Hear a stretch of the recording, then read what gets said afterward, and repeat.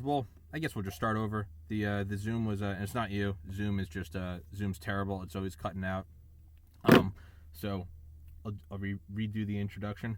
Ken Moffett is he's a veteran of this podcast. You've been on here several times before. The first episode we did was about you and your MP days, and you had the and then when you went and became a cop and you had your porn star mustache, which I'll always love. You had the Dirty Sanchez mustache, and but you also came on here in a total 180, going from MP Playgirl model to giving lectures on the history of Christ, a lot of geography of the Old Testament and New Testament, and it being reinforced by modern satellites, probably NGA, National Geospatial Agency, all that good stuff. And but now we're going to go into a lecture, and what you were just saying is more so the Inquisition of Christ, and this is less of an episode where I'm talking and more of a lecture. And so with that, Ken, it's all yours.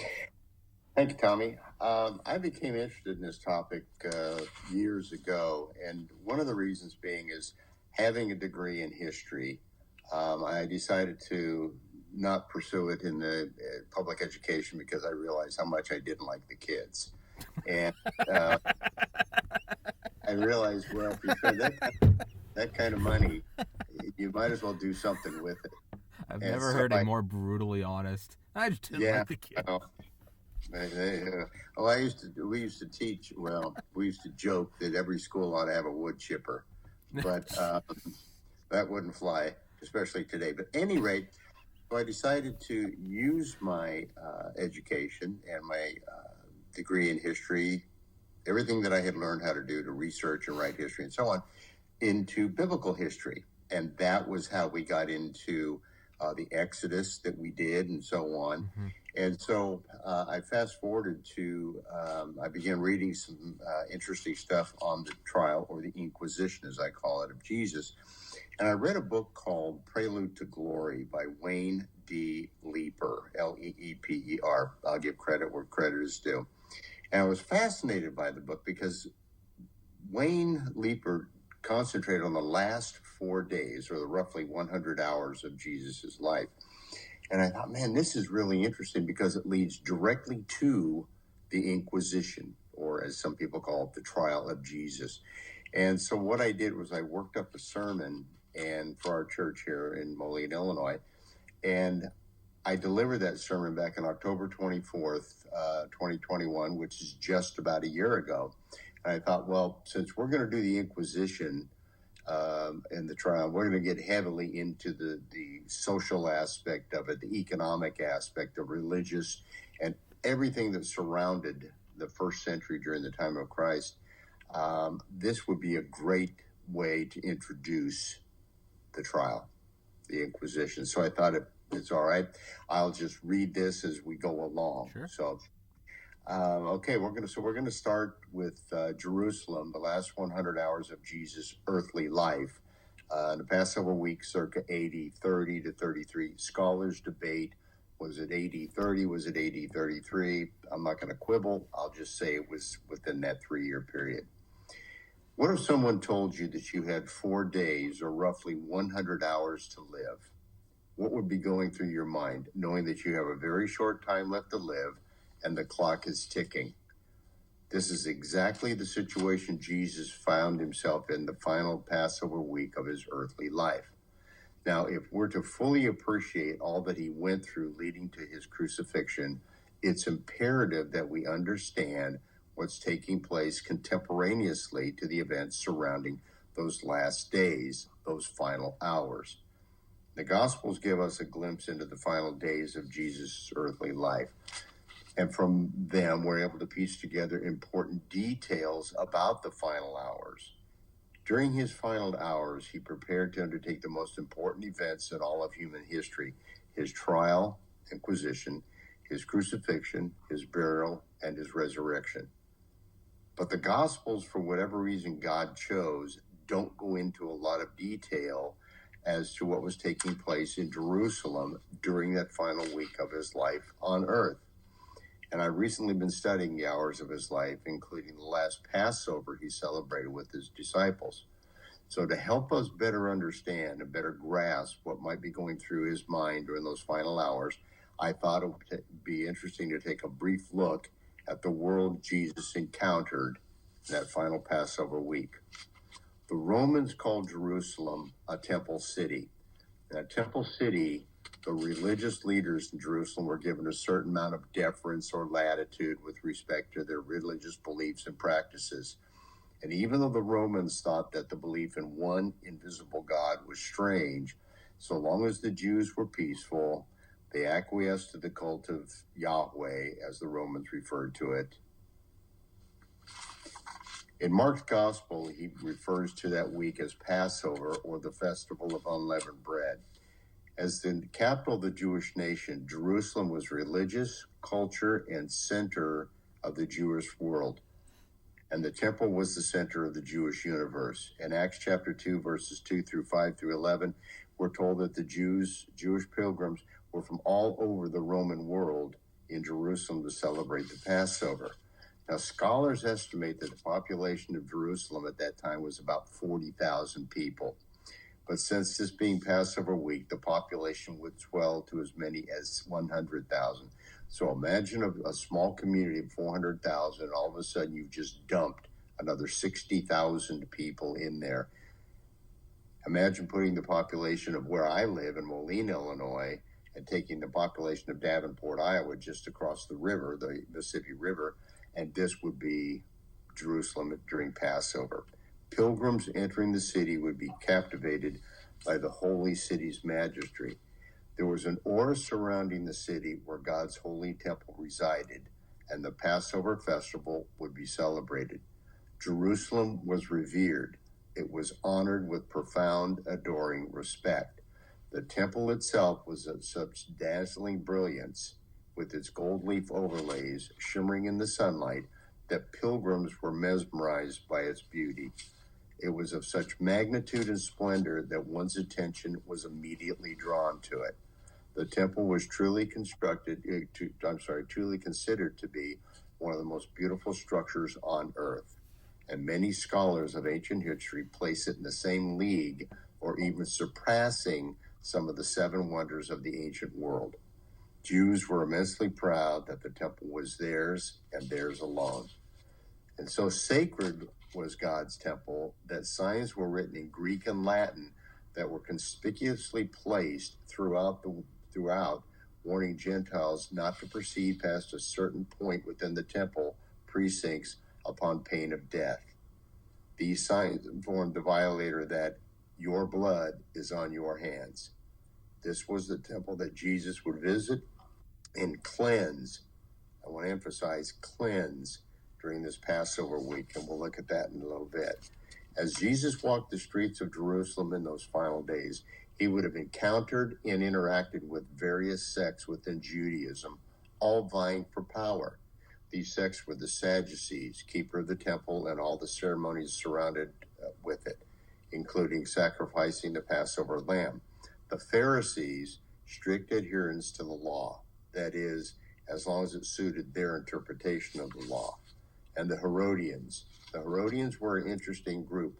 They were Jews, but their loyalty was not to God, not to Yahweh. It was to the family of Herod the Great, and subsequently to his son, Herod Antipas, hence the name Herodians.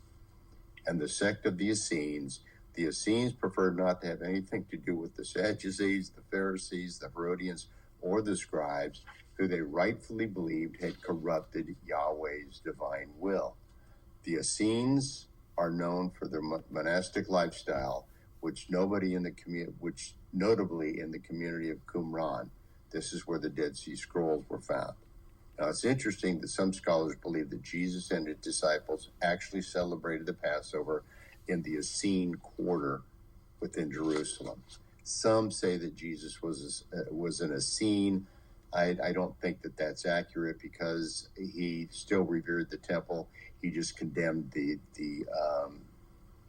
corruption of the temple. The Essenes didn't want anything to do with the temple either way, because they thought it was just totally off bounds, totally corrupt. Can I interrupt for a second? What was with the limitations on access at punishment of death? What's the reasoning for that? Just Because curiosity. Gentiles were considered to be unclean. Gotcha. And before you could go into the temple, even Jews, you had to, and we'll touch on this here in a minute, but before you could go into the temple for any reason, you had to cleanse yourself in what was called a mikvah. And these were, hundreds of them have been found around the Temple Mount. You cleanse yourself. It's like a fountain or something? No, it's like a baptistry, a modern baptistry Okay. in a Protestant church. Gotcha. But the Gentiles, no matter what they did, were still unclean. Gotcha. So, within Jerusalem, Jesus would have seen the different social classes as well as the different aspects to life there. Think about this for a moment. Within God's divine plan, all Jews were considered to be related to one another, all descendants of Father Abraham. They were all brothers and sisters, so to speak. However, some Jews considered themselves to be first among equals. If you were not of the elite family, which included Caiaphas, the high priest, his father-in-law Annas, a chief priest, who, by the way, was one of the wealthiest and most thoroughly corrupt men in Israel, you lived in the wealthy section of the city. The wealthy section of the city where the elites lived was adorned with beautiful homes that overlooked the city and the surrounding areas. Here, the clean streets were free from the foul smell of animal dung and other debris. This allowed the elites to stroll about without soiling their expensive garments. And just as important, they didn't have to mingle with or associate with the lower class Jews. Never mind the unclean sinners and pilgrims arriving for Passover. In fact, the elites didn't have to use the public mikvahs. A mikvah was much like our baptistry that you would find in a Protestant church, but it was used for ritual bathing or purification before entering the temple, or other purifications rites commanded by the law of Moses. If you were healed of something, leprosy or some disease that you may have, you would go into the mikvah, you would present yourself to the priest, and then you could be cleansed. You'd be allowed back into the Jewish community at that point. The elites and wealthy Jews had their own mikvahs decorated with mosaic tiles in their homes. Once again, I don't have to mingle with these low-class Jews because I've got my own mikvah in my house. Gotcha. Got it. Yeah, it's having your own. It's having like a private pool or a private gym. You don't have to. You don't have to go with those dirty peasants. That's exactly what it was. But the common or poor Jews, such as Jesus, would have used the public mikvah. In fact, hundreds of mikvahs have been found around the temple area, which would have been used by the common Jews as they flocked to the temple to purify themselves prior to offering their sacrifice during Passover. Jesus would have seen the Jewish elite servants going to market, buying goods to prepare for the Passover. If, however, you belong to the common or poorer class, you lived in the less affluent part of the city. During the day, merchants loudly hawked their goods in the bustling, crowded open-air markets. And you know, if you look at videos and films and whatnot of Jerusalem today, it's as hustle and bustle as it was during Jesus' day. It's just a common Middle Eastern marketplace where everything is sold from vendors and on street vendors and stuff like this. So nothing has really changed other than some of the ambiance. The streets that we use to conduct your daily affairs were crowded and narrow. They were dirty, filled with smoke, wafting upward from cooking fires inside the tiny homes or the street vendors, and the ever-present stench of animals jostling you as you're being led through the streets. As one scholar wrote, the strong aversion that existed between the lower classes and the intellectual elite on the one side and the common people on the other side was widespread. In other words, there was no love lost between the two classes, and Jesus knew this. As night crept over the city, the sound of Roman soldiers could be heard as they patrolled the streets to maintain order. And as their ever-vigilant eyes scanning the night, looking for insurrectionists or those plotting revolution against Rome, pilgrims to the city only added to the already bustling environment, further increasing the crowded living conditions as they sought out a place to stay. Lodging accommodations were usually with family or friend while Passover week was being celebrated. This would be the bustling, hurried, chaotic Jerusalem Jesus would visit during the Passover week, and the lower class people, shunned by the elites, would be those he would associate with. And it's little wonder that Jesus, when not in Jerusalem, chose to spend the final Passover week in the serenity of the small village of Bethany among his close friends. And Bethany is where, if you're familiar with the story of Lazarus, Martha, and Mary, Lazarus, whom he resurrected, brought back from the dead, that's the village that they lived in. Just it's just a short walk from Jerusalem. I'm sure that Jesus reflected on the final days of his life here on earth. 3 years of ministry, walking hundreds of miles, teaching about the coming kingdom, and the countless miracles he performed and the innumerable lives he changed. What he must have been thinking about as time drew nearer and nearer for his appointment with the eternal purpose. It's been said that when a man knows the end is near, only the important things surface. Impending death distills the vital. The vital is bypassed. The unnecessary is overlooked. That which vital is remain. Nothing more trivial. We don't care about the petty stuff. It's only the essence of what's important. So the Messiah, the anointed of God, Jesus the Christ, the Son of Man, all of these terms were actually ascribed to him in the New Testament, ponders the final days, his final hours. He knew the end was near. Each step was calculated, every act permeated. Jesus' mission was orchestrated before the foundation of the world. Acts chapter 2, verse 23, Mark chapter 8, verse 31, among numerous verses that talk about this. As Jesus walked the bustling streets of Jerusalem, one could feel his passion for the people.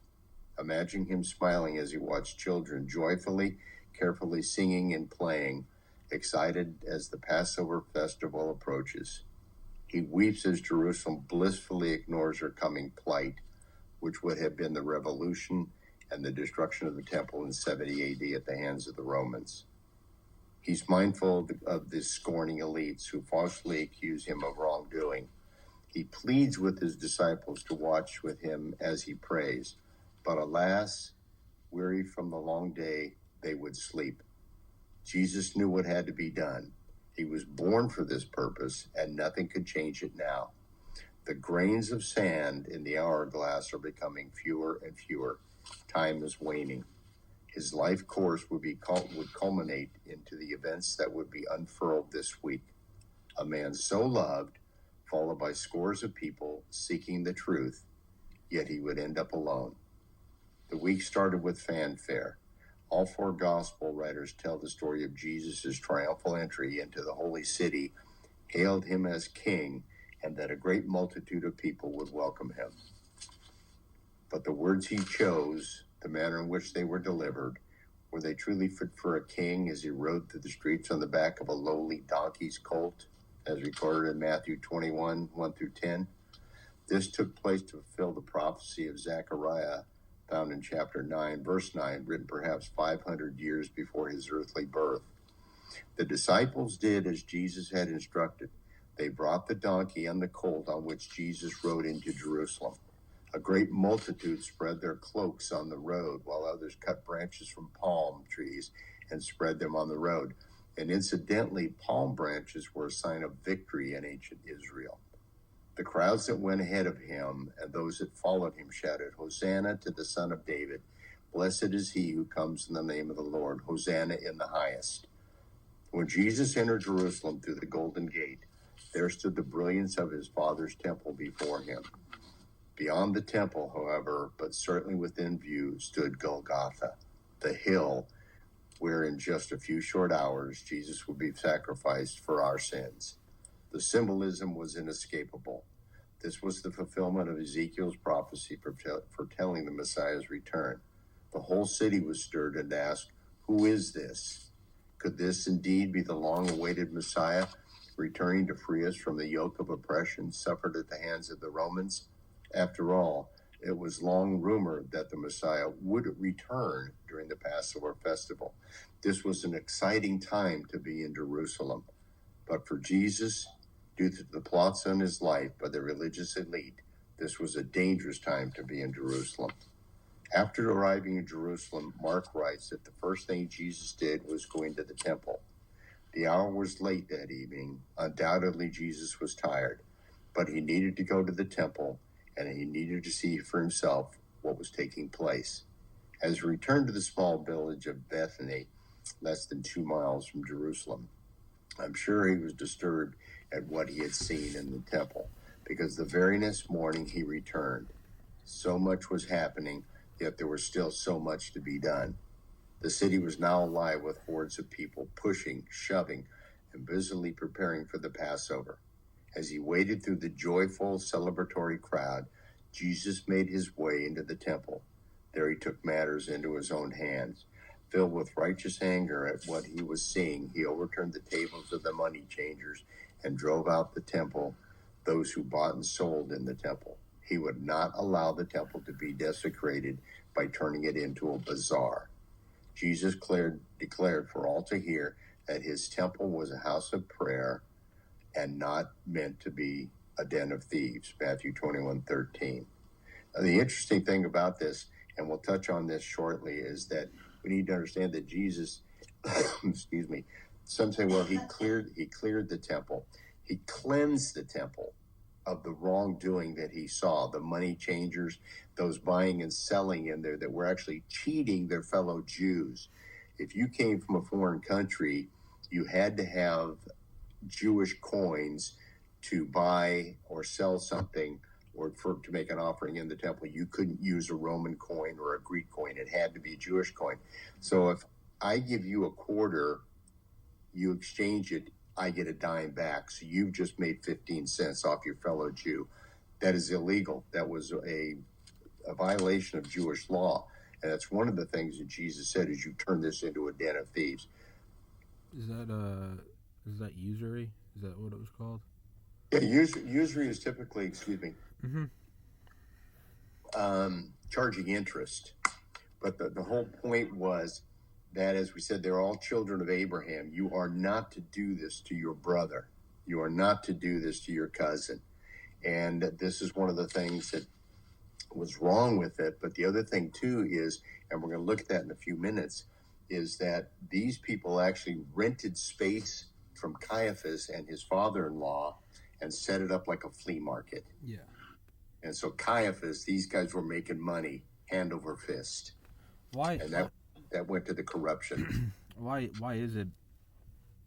was it illegal? Just because they're all supposed to be of the same family? Correct. Yeah. You were not supposed to. God separated the Israelites, the Jewish people, for his purpose. Eventually, Gentiles would be coming into the family. But you were not to do anything to cause your fellow Jew to look down on you. One of the interesting things about it, you're familiar with the story of Ruth and Boaz. Mm-hmm. Well, Boaz was a very wealthy man, and he purposely left grain in the field. Could you illuminate that story for the people listening that maybe don't know? Yes, Ruth, the book of the Old Testament, was a Moabite, no less, and they were bitter enemies of the Jewish people. And Naomi was her mother, and Elimelech and Naomi, husband and wife, because of a drought in Israel, Bethlehem in particular, moved to Moab. While there, Elimelech died, and Naomi's two sons died as well. Well, Ruth was married to one of Naomi's sons, making Ruth and Naomi mother and daughter-in-law. Naomi goes back to Bethlehem, and that's the famous story where Ruth goes with her, and Naomi says, "You go back to your mother," and so on and so forth. In Moab, she says, "No, where you go, I will go. Where you sleep, I will sleep. Your God will be my God, and I will follow him." Okay. She goes back, and a relative of hers, Boaz, a very wealthy man who owns all of these properties and so on and so forth, it came time to harvest. Well, one of the laws found in, I think it's either Deuteronomy or Leviticus, God said that you had to set aside a certain portion for the less well off, the indigent, the foreigner, and so on. So you can't harvest this portion of the field. Okay. And so Ruth and it was left to help your fellow Jew, your fellow person. And so Ruth came through, and she, many other people too, would harvest from this corner of the field. Long story short, Ruth winds up marrying Boaz, who became the father of Obed, who became the father of Jesse, who became the father of David, who is Jesus' lineage. Now, the interesting thing about this was, as I said, Ruth was a Moabite, bitter enemy to the Israelites.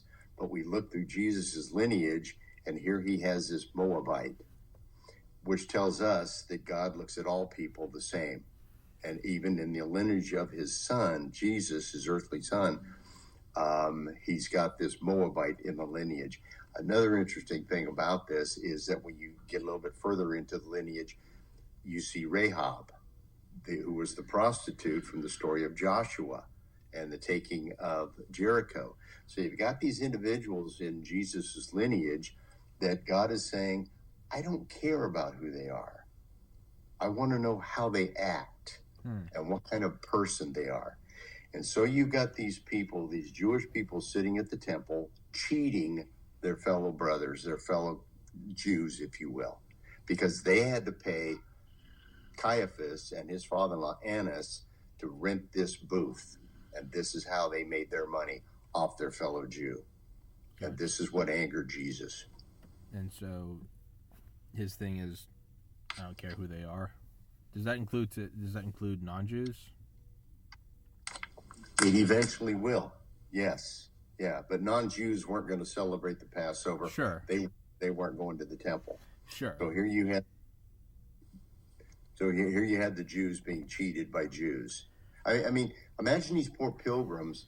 They couldn't bring a lamb with them from, say, Ephesus or Rome, but they came to Jerusalem to celebrate the Passover. They had to buy the lamb or the turtle dove. And what Caiaphas was doing was making money off of them by selling them, in some cases, even defective lambs. What's defective? Which was just like strictly, yeah. What is a defective lamb? Like diseased, or just like not fat, not?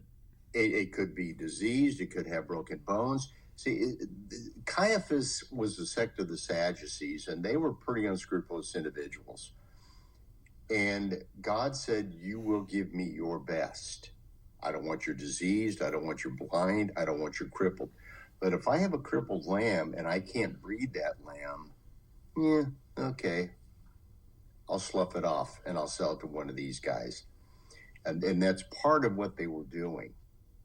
And this is why Jesus cleansed the temple.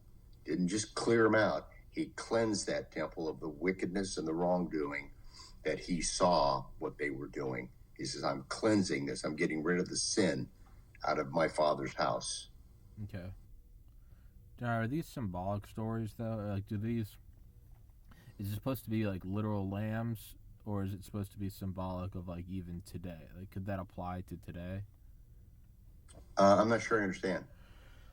Like, well, like the same thing. It'd be like, I don't care who they are and how they act. It'd be like, applicable today. It doesn't really matter who someone is, what their race is, or what nationality they are. Like, you should treat them with love and respect. And it's just like, that's, you should see past the whole, doesn't matter who they are, what they're born into, whether it's modern wealth or religious sect or whatever. You should, it's the golden rule, right? You should treat others with respect and kindness.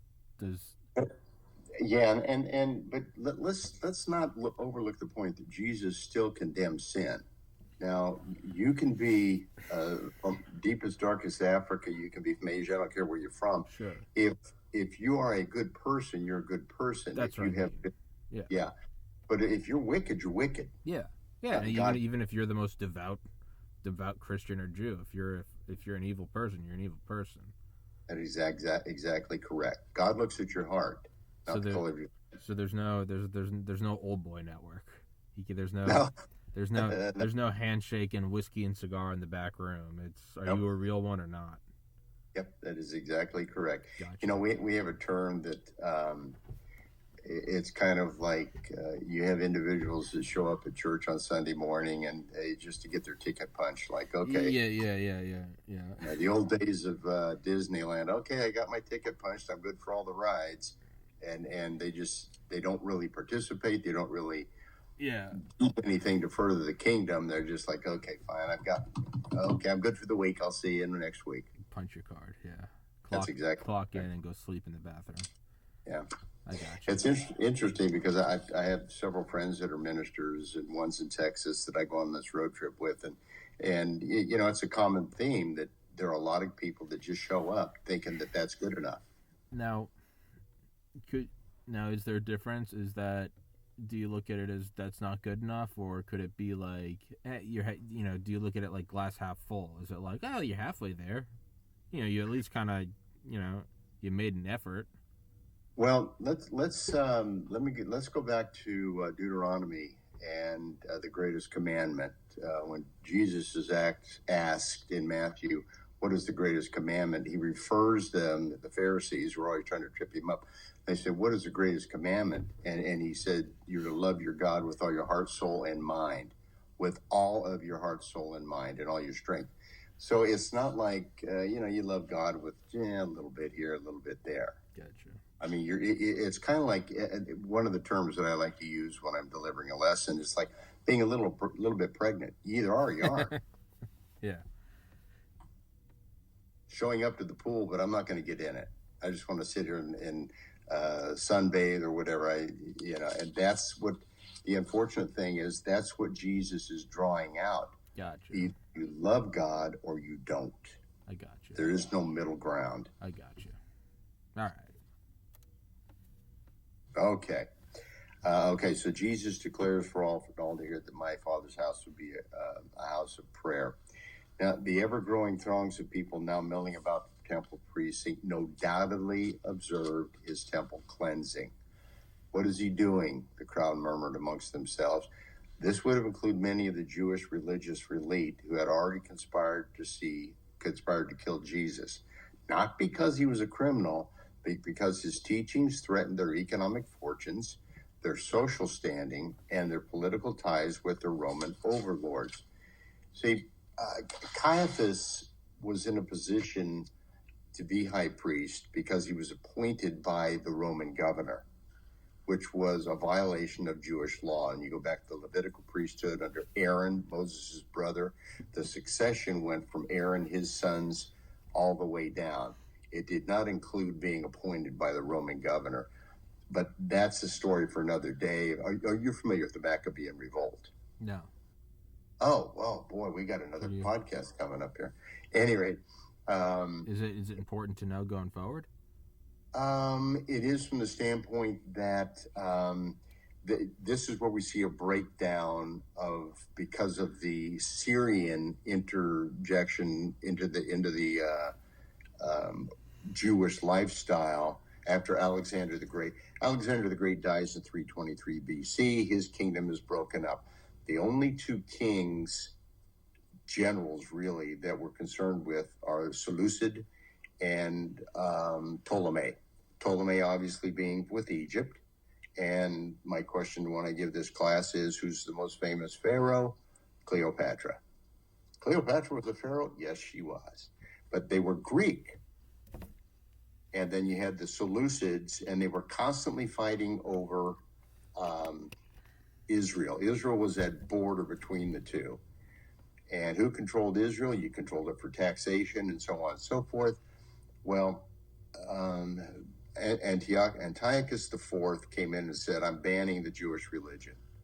And the Jews had a revolt that led to what was known as the Maccabean Revolt.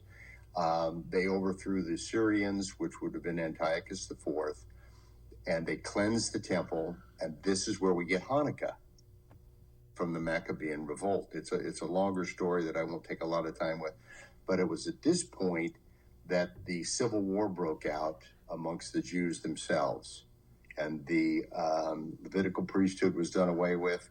They were buying and selling the high priesthood. They were murdering to become high priest. It was just an ugly, ugly situation.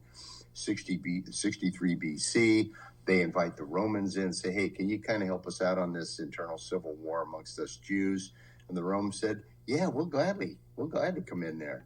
And oh, by the way, once we're in, we're not leaving.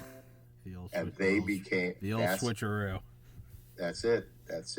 That's how Rome wound up in running Israel. And so fast forward to the point of now, Jesus' day, the high priest had been appointed for some time by the Roman governor. What, if you don't mind me asking, you're obviously very animated about this. What got you so into? I mean, there are things that I know you're passionate about. I mean, we've talked about you working with Bill Albrocht and getting a Medal of Honor upgrade, and the obvious reasons behind that. It's where it's deserved. What got you so? You're obviously animated. Like you can talk about this stuff. You don't need the papers. Like you can just sit here and go.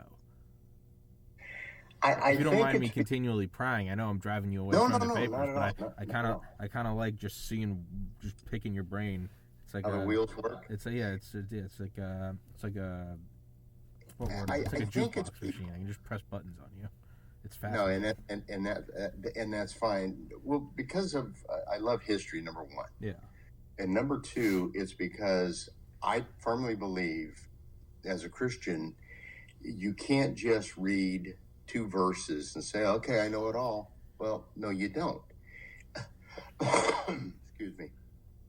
And so I want to dig in. Inquiring minds want to know. And there's a Dan Fogelberg, who's from Illinois, a great singer. I don't know if you're familiar with his type of music, but he has a song where he talks about, the more you know, the less you know. Mm-hmm. And that's what this is. And if I'm going to teach this class, I want to know every single thing there is about it. I don't want to just read 3 or 4 verses and try to blow it off like, oh, Ken's really good. No, I want to know everything there is about it. How far back do you go? As far as just history in general. I mean, so even like within what you enjoy about this is your appetite for his. So like for instance, like I got like starting in like 2017 for whatever reason I just got really into the Cold War, and like I'm still into it 5 years later. But in the last year or so, I've actually started kind of like going. I started kind of expanding before and after. I'm going back to like World War II, and I've always known World War II pretty well.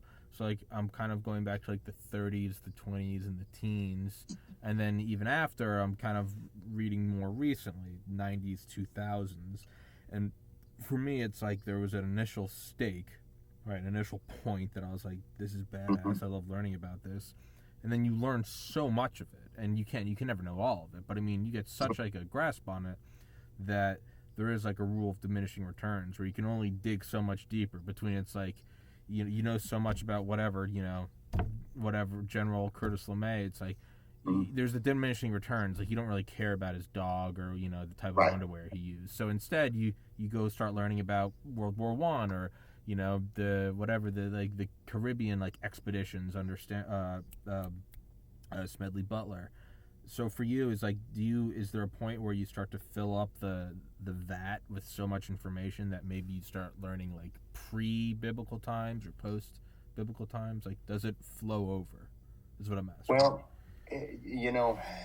there's 66 books in the Bible, 39 and 27, 66. And the first 39 books are a foreshadowing of the last 27, if you will, the Old Testament and the New Testament. And if you're going to thoroughly understand Jesus, his mission, and everything about him, you have to understand the Old Testament. There's a term, and I've actually been studying it quite extensively for about the past 8 months, maybe a year. It's called theophany. Two Greek words, theos and ophany, meaning God revealed or God manifested.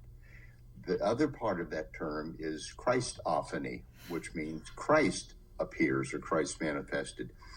And they are both shown up in the Old Testament, or the Hebrew Bible, as I actually prefer to call it. I give deference to my Hebrew friends. That we see God appearing in the Hebrew Bible. We see Christ appearing in the Hebrew Bible. That's the theophany and the Christophany. In order to understand everything that we're doing in 21st century America as New Testament Christians, it's essential that we understand Jesus and God appearing and interacting with the Israelites and so on in the Hebrew Bible. And I think that when you stop and you realize that when you look at the burning bush, that was somebody, was it God, was it Jesus? And all of the different encounters that Abraham had or Moses had, these are theophanies or Christophanies. Jesus or Christ manifest himself. Christ was used as an angel. God would send him, okay, I want you to go down and talk to Abraham and tell him that next year he's going to have a baby at this time. And this story about Isaac eventually being born, the son of promise. So to answer your question, it's all fascinating to me. Gotcha. And when you go back from Genesis chapter 3 with let us make man in our image, who's that us God is talking about? Yeah. It's Jesus. Yeah. And you go forward.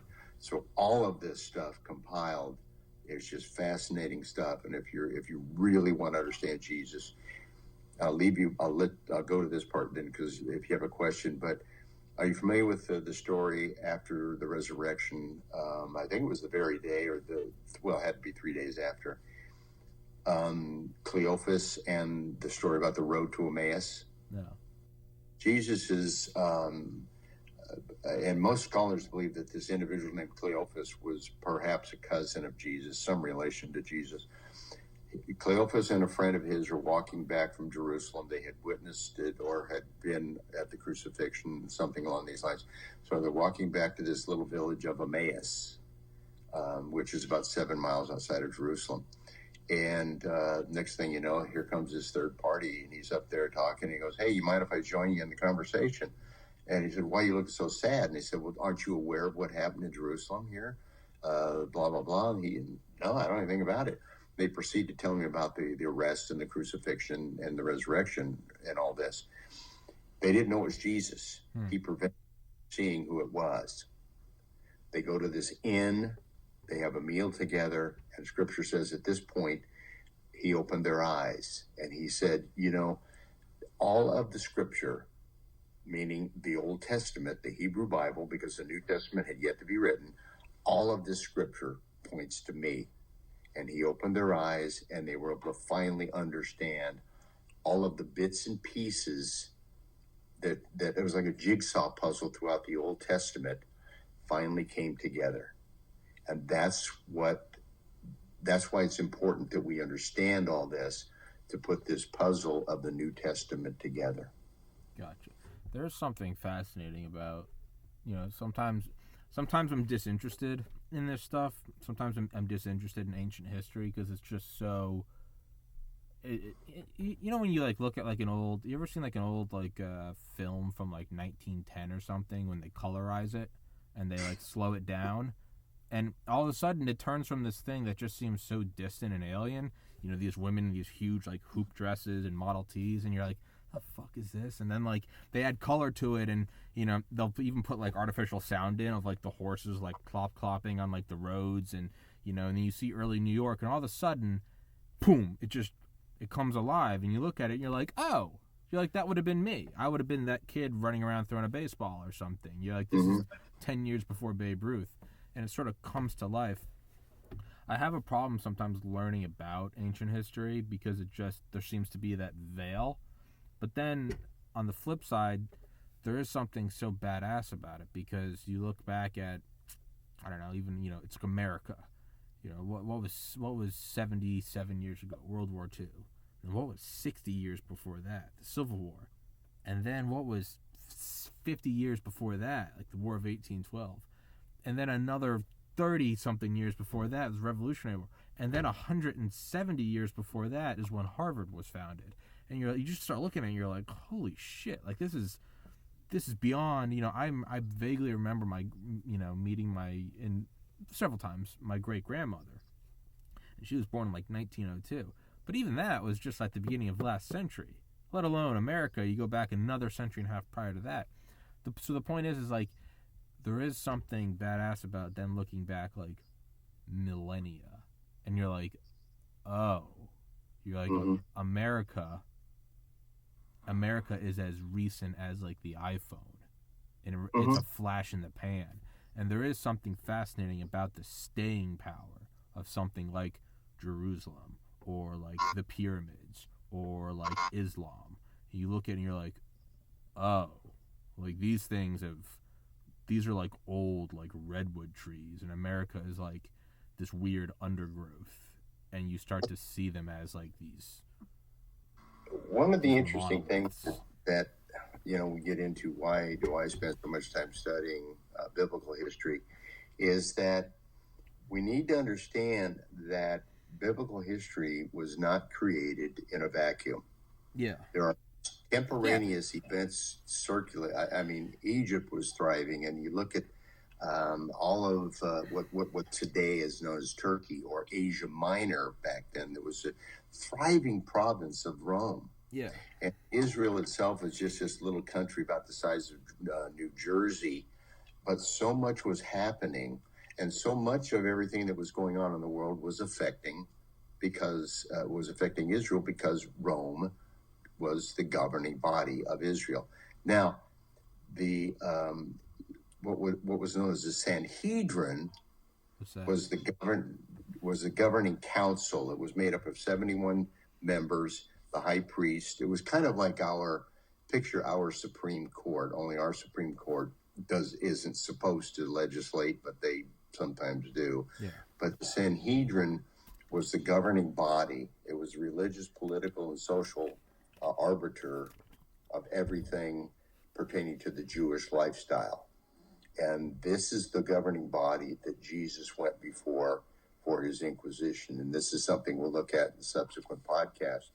But during this period in during this period in Jerusalem, this day, this final Passover of Jesus' life, the who's who of Roman officials were in the city, not only to keep an eye on what's going on, but to be seen. And they observed with a hawk's eye the festivals. For instance, Pontius Pilate, the Roman governor of Judea, was there. Now, his home was up in Caesarea Philippi, but while he was down in Jerusalem, it was at the Praetorium, his military headquarters. And in just a few hours, this Praetorium would serve as a backdrop for the Inquisition before Pilate. Then we have Herod Antipas, who was there. And Herod Antipas ruled over Galilee, which is a region where Jesus was from, and Perea, which is a region just east of the Jordan River in modern-day Jordan. And it was important for this so-called king to be seen and to be present because he had a huge ego. This is the same Herod Antipas that Pilate would send Jesus to during his Inquisition in a few short hours. The same Herod Antipas who taunted and mocked Jesus and requested that he perform a miracle for his entertainment. The same Herod Antipas that had John the Baptizer beheaded for condemning his adulterous marriage to Herodias, his brother's wife. The same Herod Antipas who had James, the brother of John, beheaded because it pleased the Jewish elite. And this is the same Herod Antipas that Jesus rightfully called a fox because he was cunning, deceitful, and a vile person. And in the ancient world, being called a fox was not a compliment. And then we have Caiaphas, the high priest, and his father-in-law, who were there for the week's activities. But Caiaphas and Annas had a lot at stake. Their selfish concerns involved money, power, influence with the Romans, and security, so long as it benefited them. And Jesus condemned all of these things, which led to the corruption of the temple. And no doubt Caiaphas was seething at what he had just seen Jesus do when he cleansed the temple. Caiaphas and his father-in-law leased space or booths, much like a modern-day flea market, to the merchants and the money changers in the temple complex. And by Jesus running them out of the temple, he was cutting into their profits. Yet Caiaphas was a religious leader of the day. His word was law. He'd seen enough. Jesus must die. The end of Jesus' earthly life is really a whirlwind starting that Thursday night. Now, we know that Jesus and his disciples secretly met in the upper room within the city limits for what would be their last Passover supper together. And skulking about in the dark shadows of the alleys of Jerusalem was Judas, looking to make a deal with Caiaphas to betray Jesus for 30 pieces of silver, the price of a slave. Now, some scholars believe that Judas was possibly a member of the Zealots. The Zealots were a band of Jewish revolutionaries whose aim it was to overthrow Rome by any means.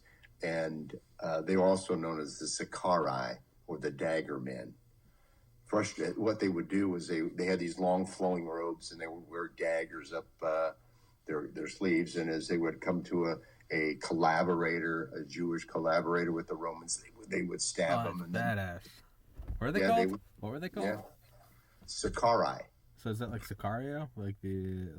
Doesn't that mean Hitman? Isn't that? Yeah, exactly it. That's exactly it. So badass. Yeah. Sicario. Did you have you happened to see that movie? Sicario, yeah, a while ago. I don't remember. It's fucking awesome. The border patrol scene when they're going up and down the 6-lane highway, and they've got the guy with the big thick glasses and the M4. Yeah, that's exactly what it was. That movie gets you. That scene always gets your heart rate going. And there's just nothing. There's just sun beating and that barking dog, and it's the guy. You don't want to die, do you? And that's a sick movie. Have you seen the second one? I think I did. I'm not 100% sure. I've seen clips of the second one. I don't think I've seen it either. It's called Day of Soldado. But there's I think I did, yeah. There's some. He's kind of like he's like a Mexican border patrol version of John Wick. It's fucking awesome. But yes, that's badass, dude. The guy flowing robes with daggers. That's who they were, and they think this because Judas was frustrated that Jesus wasn't preaching the violent or military overthrow of Rome. Judas chose to betray him. One of the interesting things about it was that they think, and this is what scholars believe, that one of the reasons Judas went out and hung himself was because he realized what he had done. Yeah. Now, he only thought that the Caiaphas and the boys were going to whip Jesus and so on and so forth. He had no idea that they were going to send him to the cross. Nobody did. Yeah, that was the plan of Caiaphas, and we'll get into that when we look at the Inquisition of Jesus. But that's what Judas believed, and he went out and he said, "I have done wrong." I mean, he didn't do anything to deserve this. So he went out and hung. Yeah, was there in terms of like prophecies, because there's always prophecies in the Bible, and then we always see them come to fruition in the Bible. Was there any prophecy for something like the Holocaust?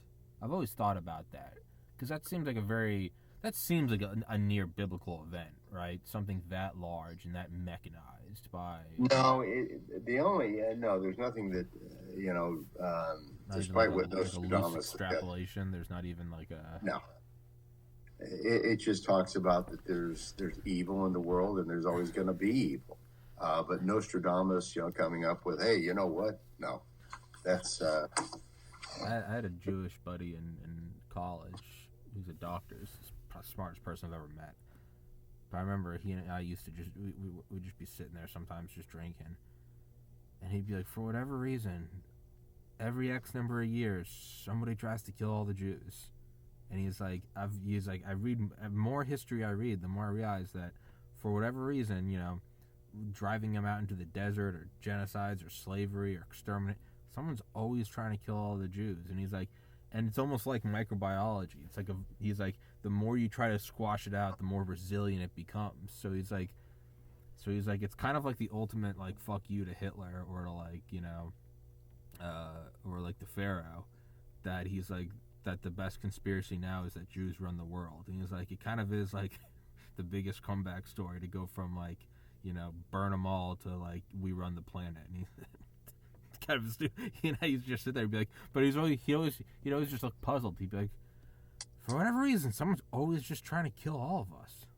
Yeah, I don't understand that either, to be honest with you. I It's think kind of it's an absurd. Like, I mean, it's all not. This isn't to like passively then like condone other genocide, but there is always something that like when I meet people that like hate Jewish people, I'm always like, you know, I guess you could say that like, and this will be taken out of context, but I always used to joke that like, I guess you could say I am racist towards Jewish people, and that I do actually think they're better than me.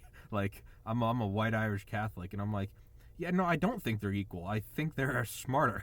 Like all the Jewish friends I have are doctors, lawyers, wildly successful engineers or architects, like great family men, moral beyond, like wise beyond their years, like unless of course it's Chuck Schumer, then we have to throw out the moral yeah, part. fuck that guy. But like, it's. But I do look at like my Jewish friends, and I'm like, yeah, they're not the same. Like across the board, like I would kind of like in.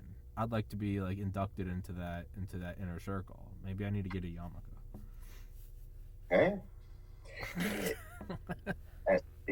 but to answer your question about the Holocaust being predicted in Scripture, no, Scripture doesn't deal with that.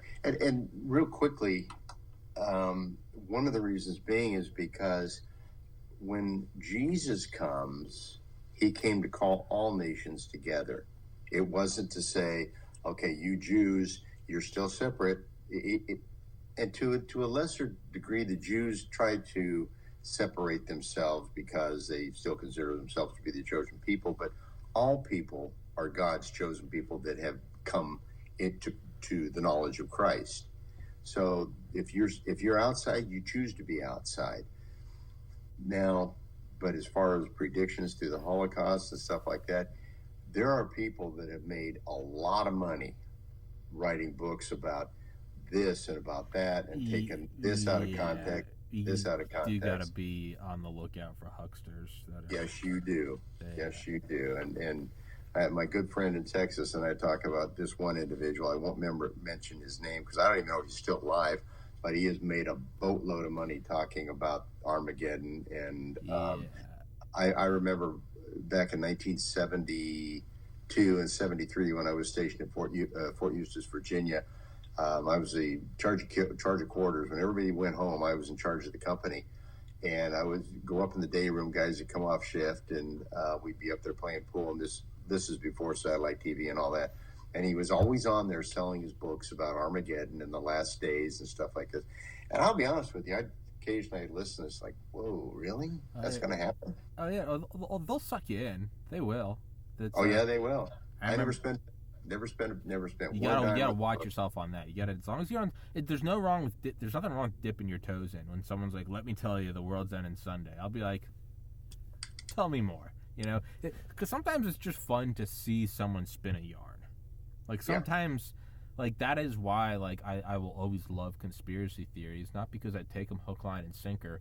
There is something fun about just seeing someone who either truly believes what they're saying, or they're trying to make a buck, and there is something. It's like, I don't know. It's like a little kid lying with chocolate on his face, and you're like, "Where'd the chocolate get?" There is something fascinating about like they have a financial stake in it. They're trying to pull a quick one on you.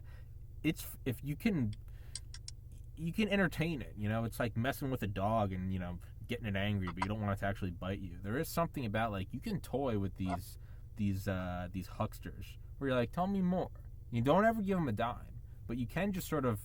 You taunt, right? You got the steak in front of a bear, and you're like, "Just tell me a little more." I'm thinking about getting out my credit card, and they're like, "Well, let me tell you this much."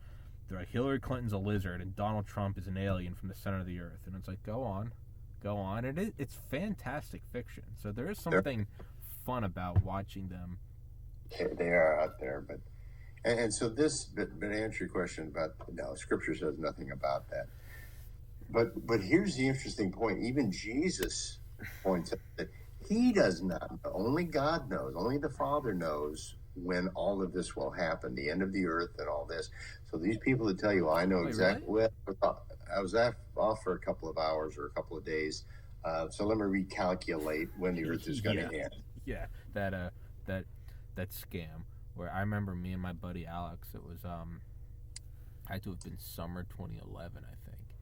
It was one of the end of the world predictions. and I remember we sat up One and it was one of the bigger ones. I don't think it was 2012, but it was one of the other ones. And I remember he and I sat up all night drinking Maker's Mark, just shit-faced, waiting for the end of the world. And it never came. And I just remember us thinking, like, how convenient that you can just recalculate, right? Like, Ken, give me $20. I'm going to go get you the winning lottery ticket. And so you got a headache for nothing, right? Yeah. Well, it was great. I still remember that night. So it was a fantastic night. Yeah. No, but so Jesus knows that the end is coming. He knows that there's just a few hours left. And so this has got to be weighing on his mind as the Passover evening progressed. Now, we need to understand that Passover was this huge celebration, akin to maybe our Christmas. And they finished the Passover meal, and everybody's still sitting around the table. And this is when Jesus institutes the Last Supper or communion. Then they sing a hymn, and known as the Great Hallel. And Jesus left the upper room with the disciples, and they headed towards the Garden of Gethsemane where Jesus is going to pray. Now, we really have to think about the scenario. Jesus is maybe 9 hours before his crucifixion. It's late. Jesus and his disciples have been up all day.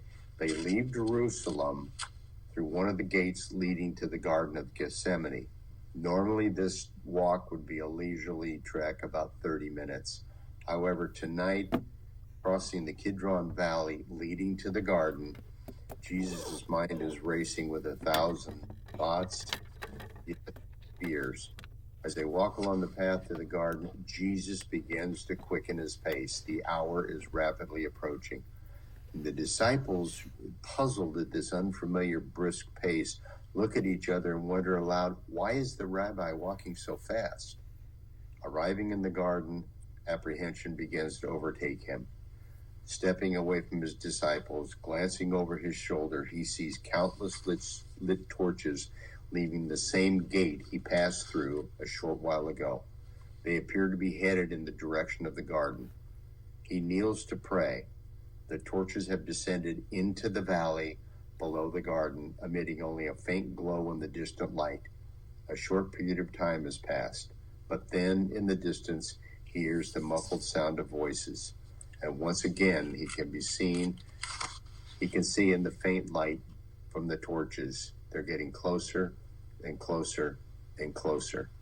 Jesus knows the temple guards and Roman soldiers are closing in. His heart begins to beat faster. His sweat becomes drops of blood. And now the voices are louder and clearly audible. The men carrying the torches have ascended the slope of the Kidron Valley. Through the olive branches, the garden is now ablaze with flickering light of the torches as the men have entered the garden. We know that his closest disciples, Peter, James, and John, could not stay awake while he prayed. But now, because of the chaos, they're awake. And we know that Judas, whom Jesus referred to as a friend with a kiss, betrayed him to the temple guards and the Roman soldiers. And yes, we know the rest of this part of the story. The disciples fell away as Jesus predicted. Jesus was bound like a common criminal, illegally arrested. He was taken before the Sanhedrin, the Jewish high court, where his guilt was a foregone conclusion. Caiaphas saw that. And this is where the Inquisition of Jesus of Nazareth begins. That's where we will pick up next week, because we got to be finished at 4:30. But I do have a question real quick on what you touched on. And as always, Ken, you've got a great reading voice.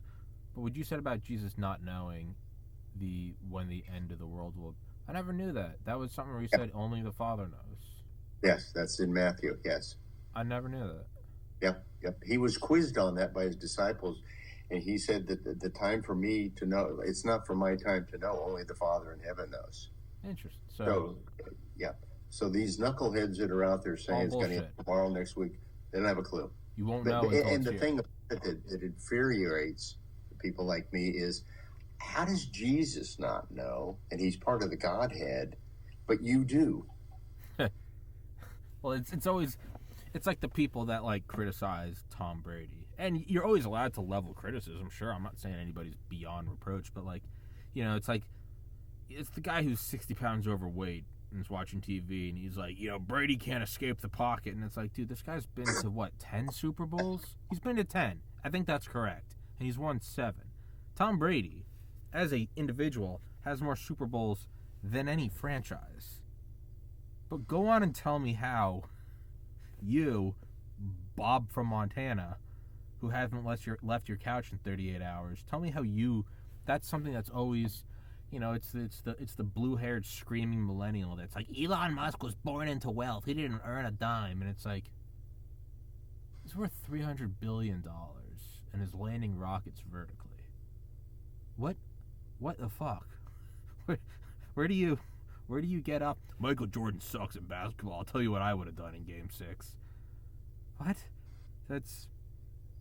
There is something absurd about that. There is a comical absurdity to it. Well, what's even worse is when you look at some of these TV evangelists, and the common thread is send me your money.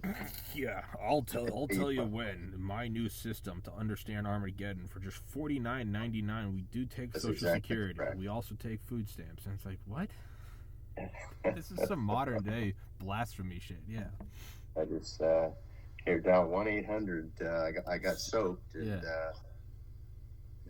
and there's people out there that do it, and that's the sad part because you're preying on somebody's. If I send and it's kind of like these people that set up the booths in the temple. It's 100% that. It's all about how do I beat him over? How do I get his money out of his pocket into my bank account? And the worst thing is, it's one thing if you're just offering something, that's like you're offering something like, for instance, I don't know, I could sell like golden Lamborghinis, or I could sell access to hotel suites in Vegas, and like these won't fill the void in your soul, but it is a real thing, and you are getting the product you paid for. It's not my fault if you're trying to fill the void with drugs and weed, right? But at least I am if I'm a pimp and I'm offering you the whores and the cocaine and the penthouse, I'm still offering the thing. I'm not fraudulent. Maybe I'm in an icky business, but that's up for interpretation.